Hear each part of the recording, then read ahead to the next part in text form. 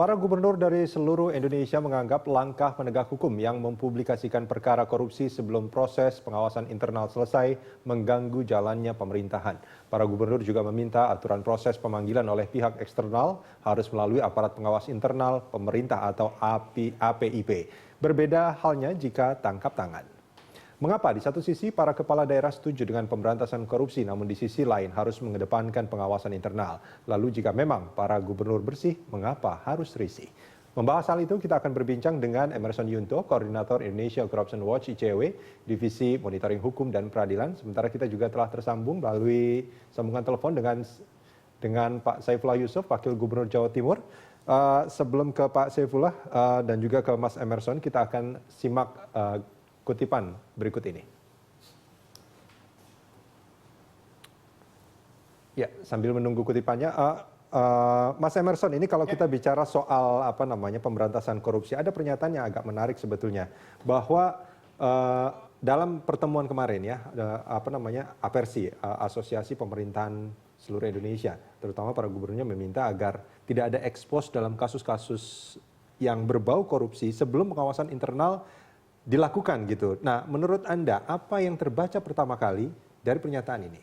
Ya, justru itu menarik ya, bagaimana dia statement tegasnya sebelum ada pengawasan internal gitu, pemeriksaan pengawasan internal. Justru menurut kita itu titik lemah sebenarnya dalam upaya pemberantasan korupsi di daerah. Karena pengawas internal di daerah, inspektorat atau bawasda itu kan notabene adalah kroni-kroni, orang-orang dekat dari kepala daerah. Orang yang dipilih oleh kepala daerah. Orang yang dipilih kepala daerah. Pada kepala daerah. Bertanggung jawab pada daerah. Hasil temuan-temuan mereka itu adalah direkomendasikan kepada kepala daerah, gitu. Dan semua tergantung dari kepala daerah mau proses atau tidak. Nah, kalau itu yang terjadi, ada temuan soal indikasi korupsi melibatkan kepala daerah, bukannya kasus itu akan terungkap, justru akan menguap gitu. Kalau misalnya indikasi keterlibatan gubernur atau kepala daerah.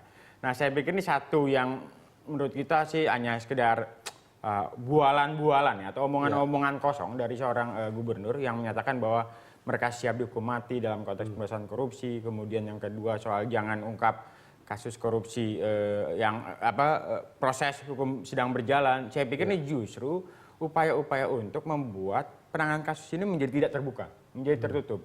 Indikasi tertutup ini kan juga membuka peluang bagi kasus ini akan berjalan di peti eskan atau tidak berlanjut ke proses misalnya sampai ke pengadilan. Ya. Nah, saya juga nggak bisa bayangkan misalnya apa dasar dia menyatakan ini.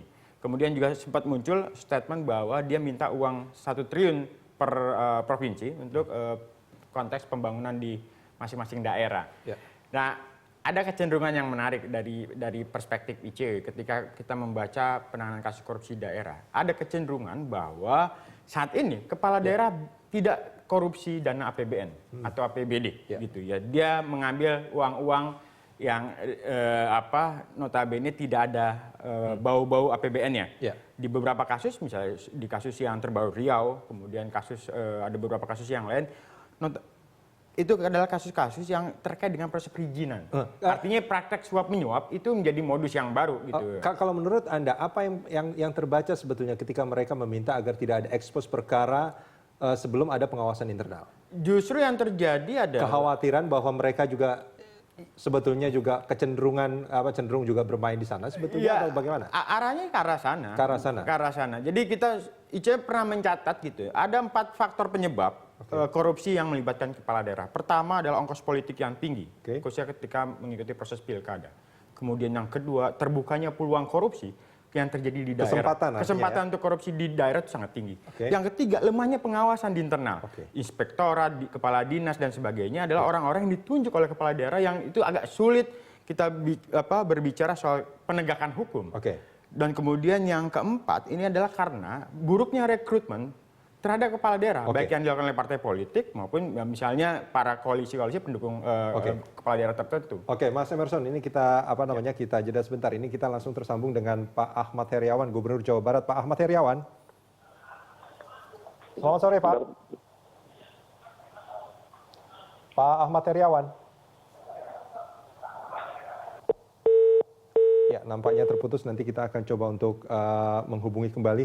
Ya, ini kalau kita bicara tadi ada 4 faktor. Ini hasil penelitian artinya ya. Ya, Ada kajian yang buat. itu dilakukan di beberapa tempat atau hanya Jadi beberapa itu tempat dijadikan sampel? pengamatan kita terhadap sejumlah kasus korupsi yang melibatkan kepala daerah. Dari catatan KPK ada sekitar 17. Dan menariknya ketika ada korupsi di daerah, pasti ada kepala daerah di sana ya? Hampir seluruhnya atau bagaimana? Jadi begini, data Kemendagri itu mencatat ada sekitar 300 lebih korupsi yang melibatkan kepala daerah, mulai dari gubernur, wakil gubernur, wali kota atau bupati gitu ya. Dan kemudian dari catatan KPK 17 diantaranya misalnya itu kasus yang melibatkan gubernur.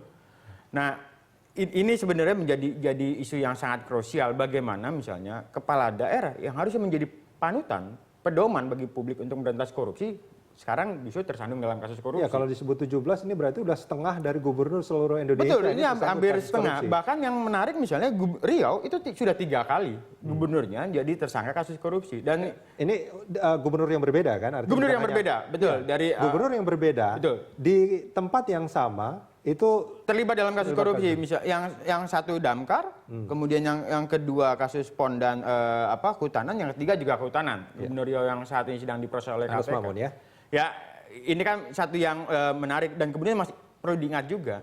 Kalau hanya sekedar statement, dukungan terhadap pemberantasan korupsi, koruptor juga melakukan hal yang sama, gitu ya. Mulai dari Akil Mukhtar, Anas Urbaningrum, dan kemudian menarik misalnya Ratu Atut, itu misalnya ketika tahun 2004, dalam catatan kami, dia pernah juga hadir di KPK dan mendeklarasikan sebagai gubernur yang anti korupsi.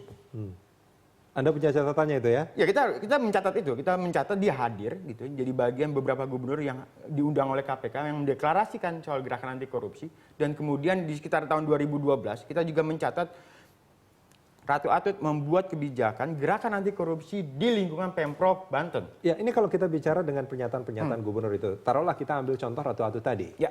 Ini sebetulnya karena memang Ratu Atut tidak tahu apa yang dilakukannya itu adalah satu tindakan koruptif atau bagaimana sebetulnya? Jadi saya menduganya begitu.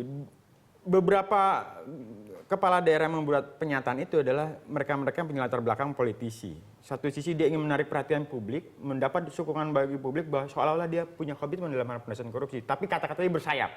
Saya menduga misalnya permintaannya Pak Yassin Limpo atau gubernur ini adalah kasih uang mereka 1 triliun, kalau mereka korupsi dari uang itu, mereka siap dihukum mati. Pada faktanya, belum tentu uang 1 triliun itu dikorupsi oleh dia, tapi bisa oleh kroni-kroninya. Ya. Atau misalnya dia tidak korupsi uang 1 triliunnya, tapi dia menerima uang-uang suap misalnya dalam proses perizinan sumber daya alam misalnya. Nah ini kan kata-kata yang bersayap begitu ya. Misalnya juga dalam kasus gubernur konteks Jawa Barat tadi Pak Ahmad Heriawan, tidak hanya gubernur, tapi juga istri gubernur pernah menyatakan itu, bahwa kalau suami saya menerima uang korupsi dana bansos, gitu ya, saya siapkan peti mayat, begitu. Itu pernyataan ketika dalam proses kampanye. Ya, untuk konteks mungkin dana bansos, ya dia tidak terlalu bukti. Tapi di kasus-kasus yang lain, misalnya Bank Jawa Barat, ya harus dilihat lagi apakah betul terlibat atau tidak. Apakah dia berani menyatakan bahwa saya kalau terima uang korupsi, apapun gitu ya, APBN, APBD, suap menyuap gratifikasi, saya siap dihukum mati. Tapi kan korupsi bukan hanya menerima kan? Artinya kalau dia Betul. memperkaya orang lain juga Memperkaya orang lain itu iya betul. Jangan-jangan dia tidak begitu paham apa sebenarnya hakikat atau arti besar soal korupsi. Tidak hanya bicara soal merugikan keuangan negara, tapi menerima suap, memperkaya orang lain atau korporasi itu juga jadi bagian korupsi. Saya pikir ini omongan-omongan yang kita sendiri nggak percaya gitu ya, bahwa ini sekedar upaya menarik perhatian publik, mendapat dukungan publik. Tapi prakteknya itu tidak seperti yang kita bayangkan. Ketika dia tersandung dalam kasus korupsi, barangkali dia akan lupa bahwa dia pernah ngomong itu. Dan ini adalah pernyataan yang tidak perlu harus ditanggapi oleh KPK, penegak hukum lain, termasuk juga oleh pemerintah pusat ya. Jadi ini jangan dimaknai bahwa pertama orang ini punya komitmen anti korupsi. Kemudian yang kedua saya pikir harus diabaikan tuh permintaan-permintaan bahwa jangan diekspos sebelum pengawasan internal selesai. Menjadi pertanyaan lanjutan adalah apakah hasil pengawasan internal itu juga diberikan kepada penegak hukum atau dibuka ke akses kepada publik untuk melihat itu? Saya lihat tidak. Karena mereka tidak punya tanggung jawab untuk itu. Betul. Kita akan sambung ini di segmen berikut.